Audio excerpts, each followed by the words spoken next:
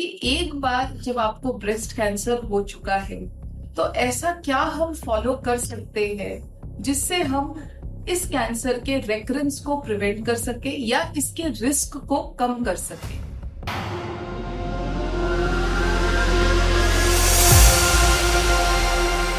Hello everyone, I am Dr. Pooja Babbar, medical oncologist at CK Birla Hospital, Gurugram।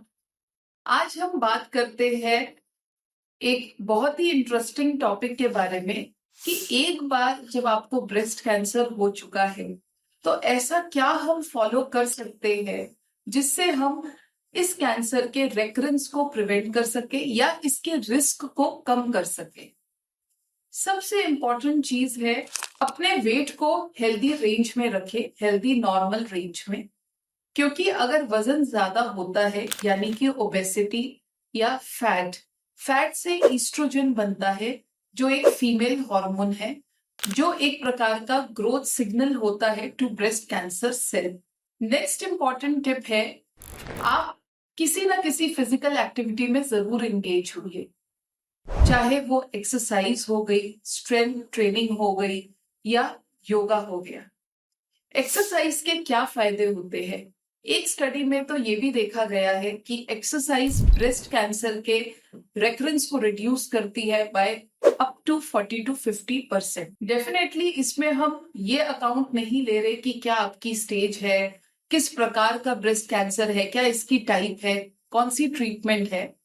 Exercise से क्या होता है? Exercise से body में इन्फ्लेमेशन कम होती है, फ्री ऑक्सीडेटिव रेडिकल्स कम बनते हैं, ईस्ट्रोजन बाय 40 to 50% कम होता है।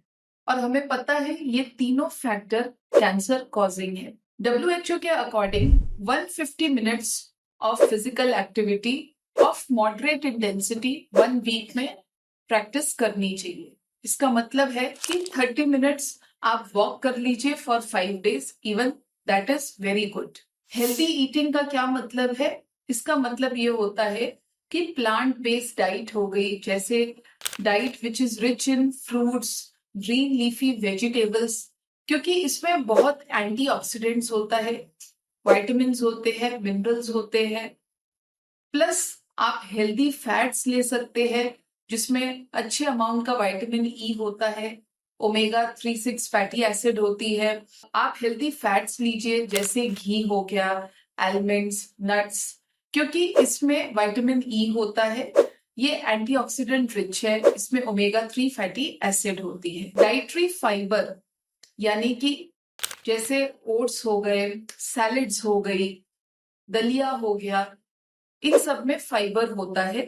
हर 10 ग्राम फाइबर कंज्यूम करने से ब्रेस्ट कैंसर का रिस्क 4% कम होता है।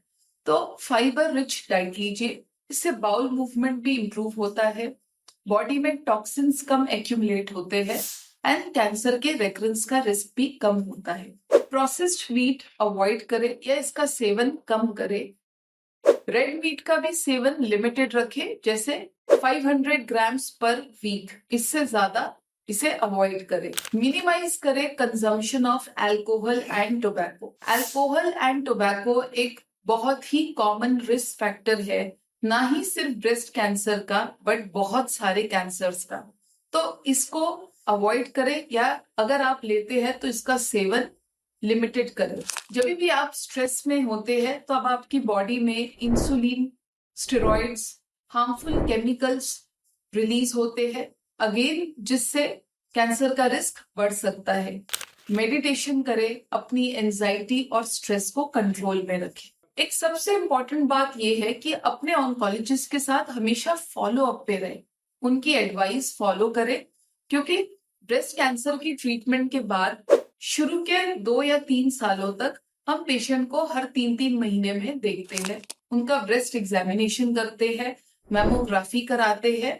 उसके बाद 2 से 5 साल के बीच में हर 6-6 महीने में हम पेशेंट से मिलते हैं और उसके बाद 5 साल के बाद सिर्फ साल में एक बार मिलते हैं। ऑल्सो आप अपने विटामिन डी के लेवल को चेक करिए, ये बहुत जरूरी है।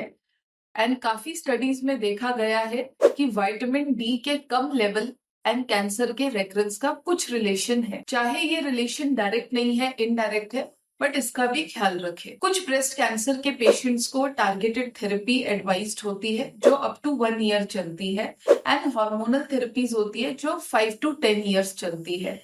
तो ये मत सोचिए कि सर्जरी हो गई, कीमो हो गई, रेडिएशन हो गई तो आगे कोई ट्रीटमेंट नहीं है। आगे का ट्रीटमेंट सबसे ज्यादा महत्वपूर्ण है, क्योंकि आगे के ट्रीटमेंट से कैंसर के वापस आने का रिस्क 40 to 50% कम होता है। अपना ख्याल रखिए, खुश रहिए एंड स्ट्रेस फ्री रहिए। Thank you everyone.